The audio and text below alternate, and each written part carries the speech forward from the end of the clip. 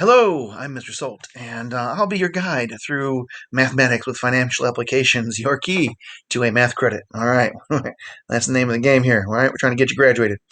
We have some learning targets. Learning target number one: I can compute periodic salary based on an annual contract salary.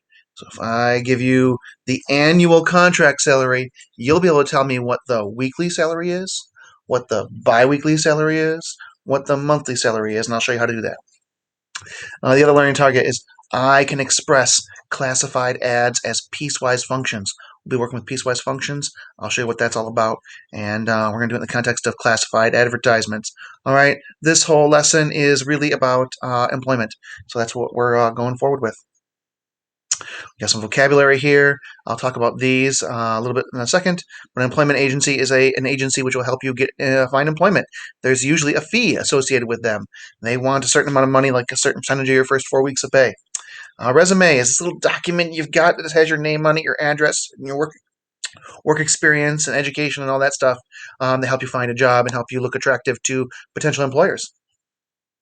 Let's see. This is a W-4 form. This is a form where you will agree to allow your employer to take money out of your wages to pay your taxes so that the tax man is happy. All right. Benefits. Benefits. There's a lot of benefits to employment. Well, the number one benefit is the moolah, the paycheck, right? But there's also other great employments like health coverage, paid time off. These kind of things we'll get into later. And then discount. Sometimes places will give a discount if there's something being offered in bulk or something, and I'll show you how that works in the context of a real world situation. All right. If you want to take a look at the topics or the standards, by all means, go for it. Probably don't need to worry about the plan of study. That's for if we were doing this for a full year. This is going to be kind of short. This might just be, we might just do these 5 lessons and we'll be done, right? Each one of these lessons usually has about 2, 3, 4, 5 or more parts. This is part one. It should take you about 20 minutes per part. So if you do about, if you're doing all these, it'd take about an hour. So 5 hours total, I would say. My estimate right now. This video will be right around here. I'll stick this video right into there, and you'll put your name, right? I'm going to put down Mr. Salt. You're going to put down your name, right? That helps me identify who it is trying to get this math credit. Okay. Sometimes I just throw pictures in here to be have it be interesting. And then I'll throw in some text, and generally this has important stuff, so you want to read that, right? How do I find the learning targets? Well, every one of these lessons, I'll ask you to find the learning targets. And it might seem silly, but this is a way that I can ensure that you at least looked at the learning targets for each lesson. You can find the learning targets listed at the very beginning of the Google form, along with the lesson title, vocabulary, and other curricular standards. You can just copy and paste learning targets. Easy points, right? Absolutely, Mr. Salt. Right? I'm talking about myself in the third person. That actually doesn't happen very often. I try to avoid that. I try to avoid that. All right. So, I did it really fast. So let me do it slow down because you're a first time student for me. I'm selecting the learning target, right? I pressed Control C on my keyboard, but you can right click and press copy, and then you come down here to where it says learning target, and you can right click and paste or Control V. Your call. All right. It is important to pay attention to your paycheck and be able to calculate or accurately estimate your wages. This is why our first unit will cover wages. So, Alaya Cortez, she worked 70.8 hours. And so, right there, you see her, that's her pay stub. This is her hourly. See, she worked 70 hours and almost 71 hours. So, 70 hours and some change. How much did she get paid? What? She got paid $9.28. All right. If you don't believe it, she's in Texas, and you can watch this little video from TikTok, I believe, or somewhere, where she explains how she worked almost 71 hours and got a paycheck of $9.28.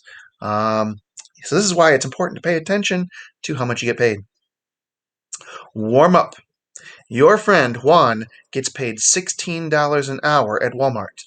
If Juan works 8 hours for a shift, what would Juan's gross wages be for a shift? So, how much does Juan get paid for one shift? Okay.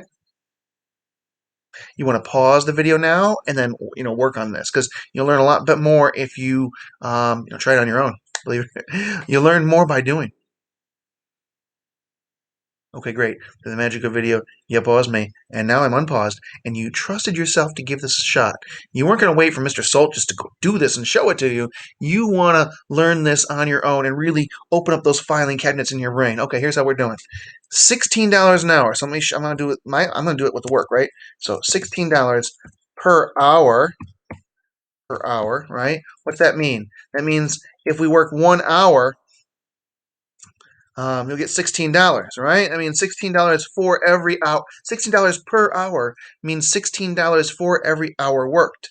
Well, how many hours did Juan work? He worked 8 hours. Okay, so 16 times 8. What's that? We need to find out what 16 times 8 is because that will be how much Juan gets in a shift. We'll crank out our calculators. All right, 16 times 8. Voila. All right. Now I'm not always going to put the answer right here. I'm going to require you to look around, maybe look at my calculator, and determine what the answer is. I'm not always going to press enter on the calculator. I'm going to make you open up your own calculator. All right. Oop. Sorry, I'm trying to make my calculator behave. All right, I'm gonna make you open up your own calculator, and sometimes I might just put 16 times 8 in the thing. If you put 16 times 8 in there, I'm not gonna be able to give you full credit. I'm gonna say complete this calculation. All right, you're gonna actually need to find out what 16 times 8 is some of these times. So don't just copy what I'm doing. You're gonna want to, finish this calculation. Just substitute what you found in there. All right. Okay. Next one, warm up number 2. Your friend Juan gets paid $16 an hour at Walmart if Juan works 8 hours for each shift. And if Juan works 5 days each week, what would be Juan's gross wages for each week? Don't worry about that word gross yet. It doesn't mean like the wages are icky or something.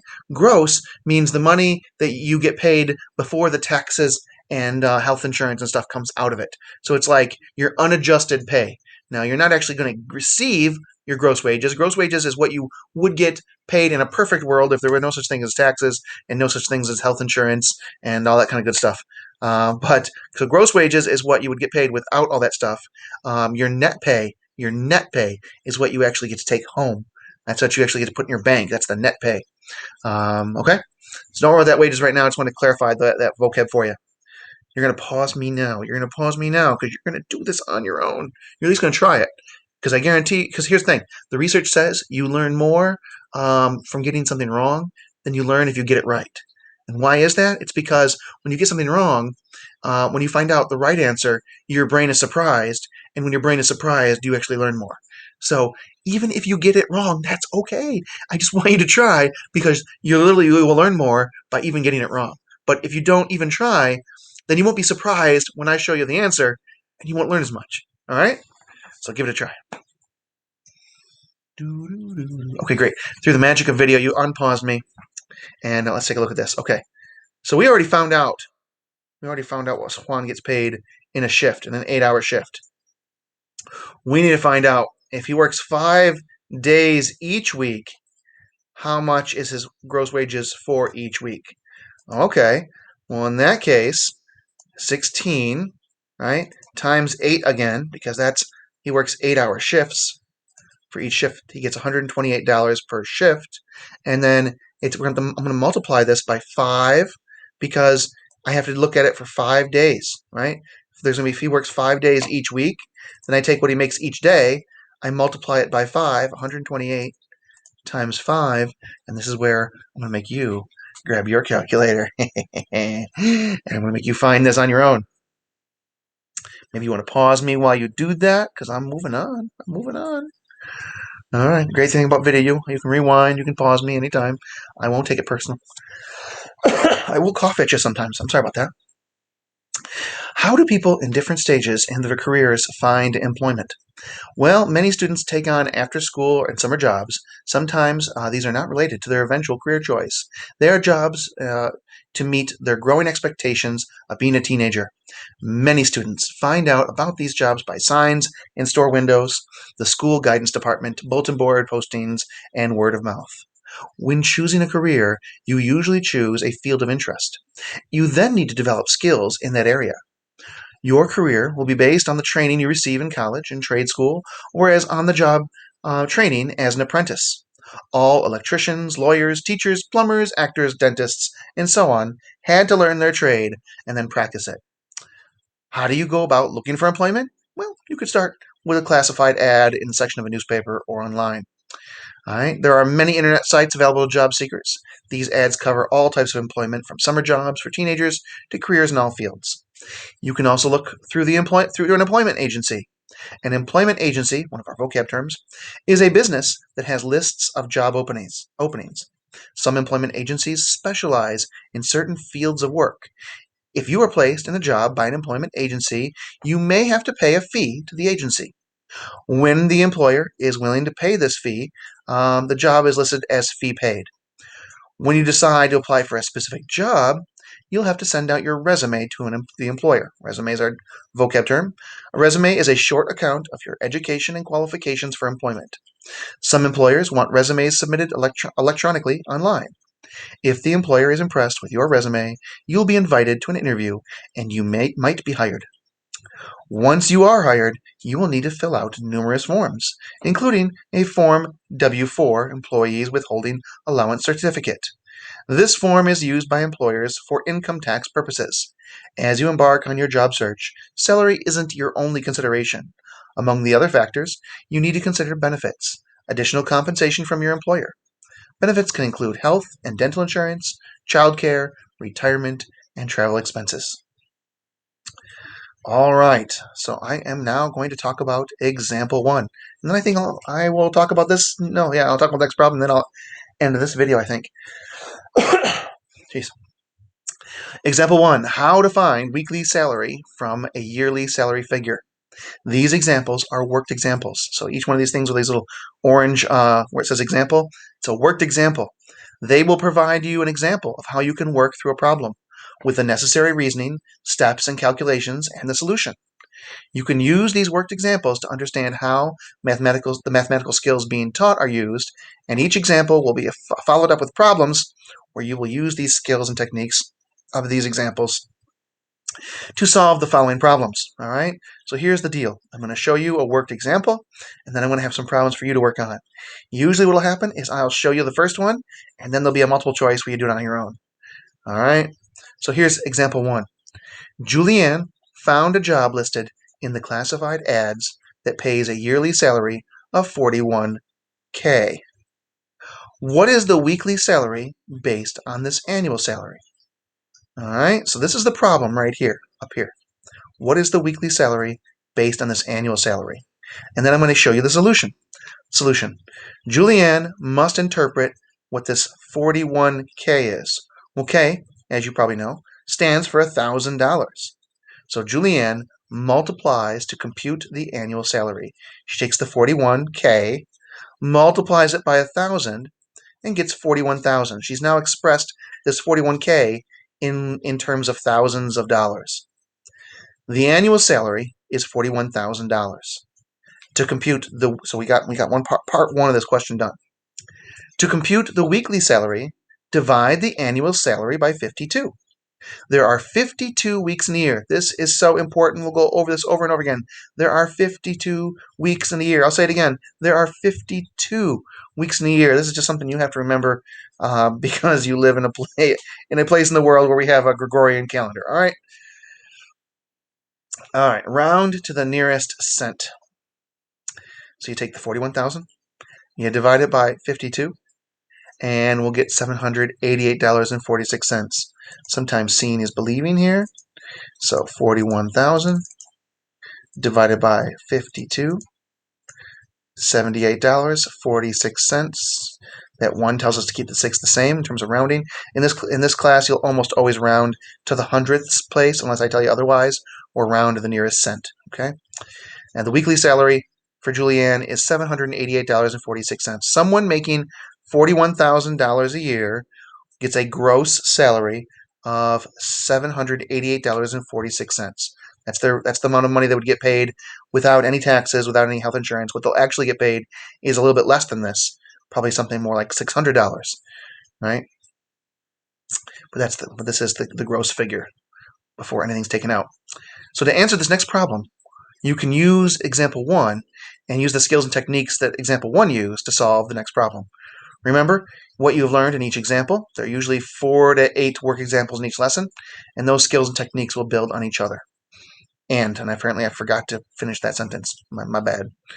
All right, Darnell. Darnell found a job listed in the classified ads that pays a yearly salary of $35K. What is the weekly salary based on this annual? Round to the nearest cent. This is where you pause me and you give this a shot because you're trying to learn something here.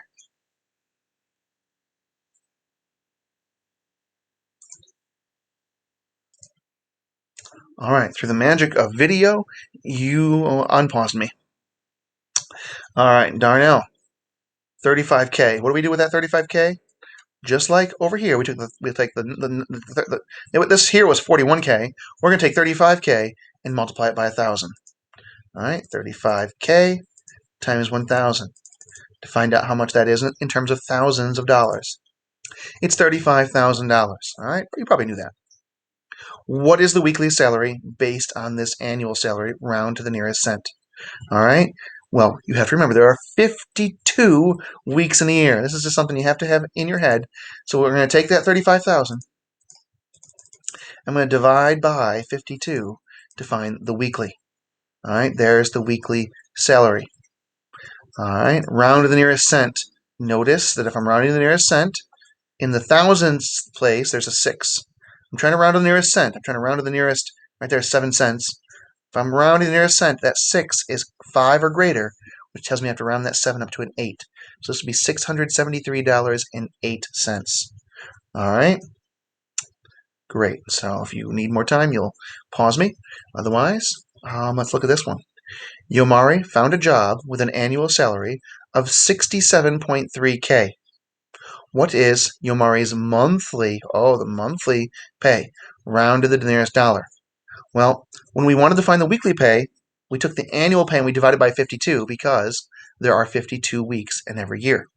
But when finding the monthly pay, we're going to need to take the annual and divide by 12 because there are 12 months in a year. That's another thing you just got to know. 12 months in a year. You'll have to have this information your whole life. All right, I'm not going to do this one. These are the multiple choice. They're worth double the amount of points as the other ones that I do. So you're on your own on that one. I think you can do it. Pause me now, and then we'll go on to example 2. Okay. How to find a percentage fee from the first 4 weeks' pay. Dylan took a job through an employment agency. The job pays $395 per week. Dylan must pay a fee to the employment agency. The fee is 20% of his first 4 weeks' pay. How much money must Dylan pay the agency? So the situation is we know how much he gets paid per week. We know that the fee for the employment agency is 20% of his first 4 weeks' pay. How much money must he pay the agency? Well, here's how we solve a problem like this. Dylan has to first take his weekly pay and multiply it by 4 to find the total of his first 4 weeks' pay. So here's the $395 per week times 4 to find out what the total is for 4 weeks. Dylan gets paid $1,580 for 4 weeks. Now we need to find out what 20% of $1,580 is. All right, this is his total for 4 weeks. 4 weeks. We need to find out what 20% of that is.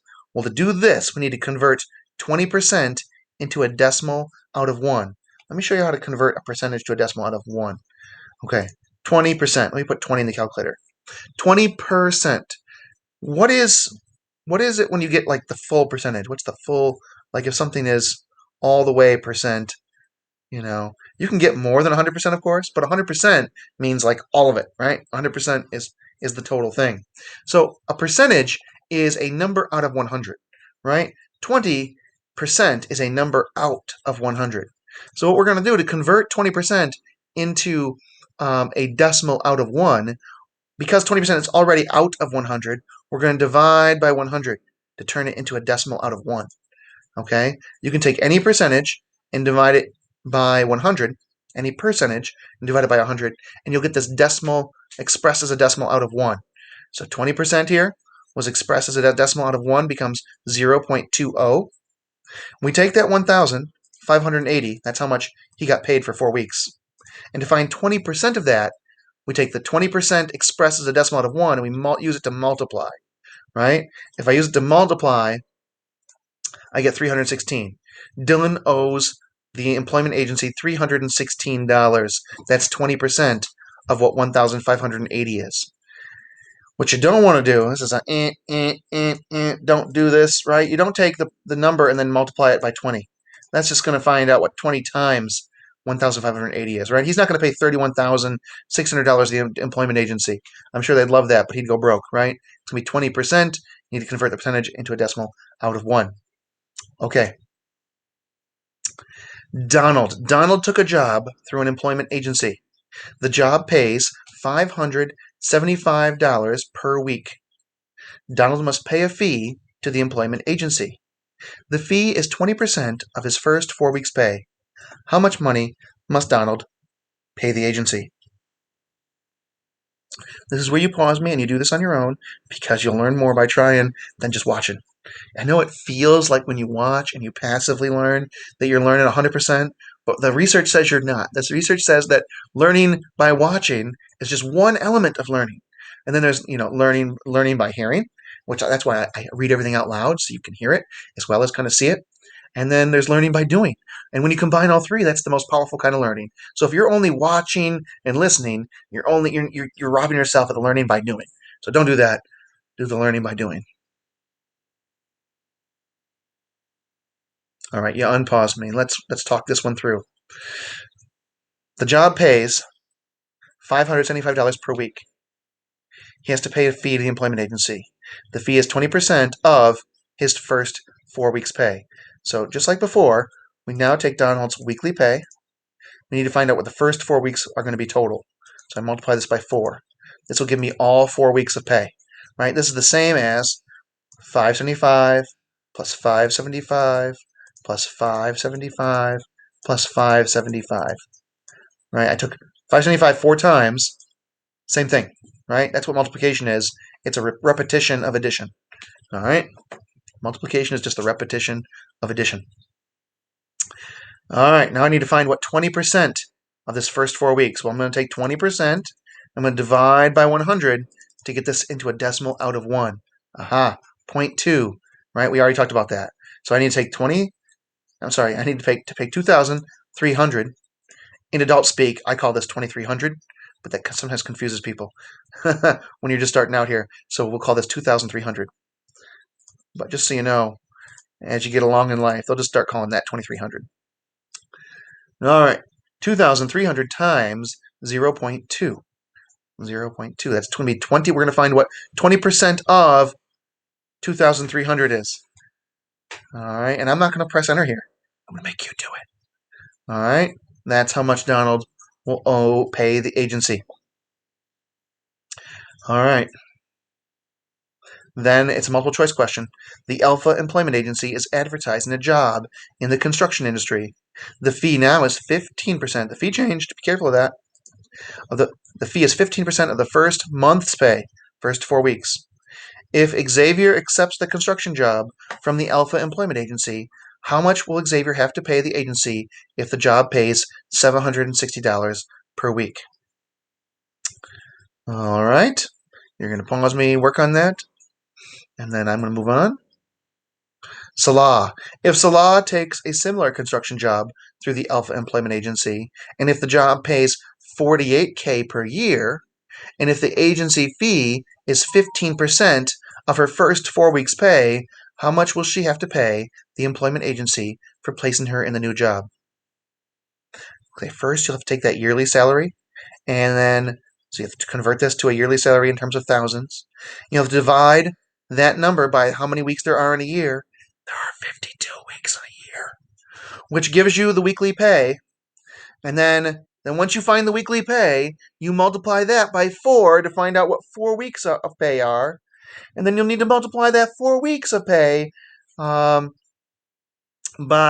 15% expressed as a decimal out of 1, right? You got to take 15, you got to divide by 100, and that'll give you 0.15. All right, I'm not going to do that one.